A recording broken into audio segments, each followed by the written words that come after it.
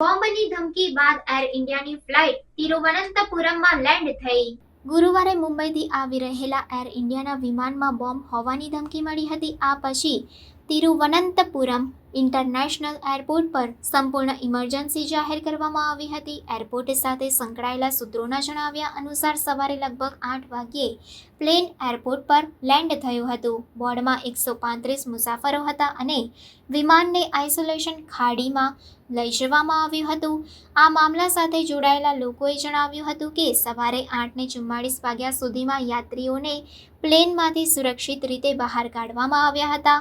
Plane Thiruvananthapuram એરપોર્ટની નજીક પહોંચ્યું ત્યારે પાયલટે બોમ્બની ધમકી વિશે જાણ કરી। સવારે 7:30 વાગ્યે એરપોર્ટને આ બાબતની જાણ કરવામાં આવી હતી। આ પછી સવારે 7:36 વાગ્યે એરપોર્ટ પર સંપૂર્ણ કટોકટી જાહેર કરવામાં આવી હતી। સૂત્રોના જણાવ્યા અનુસાર તમામ મુસાફરો અને ક્રૂ સુરક્ષિત છે।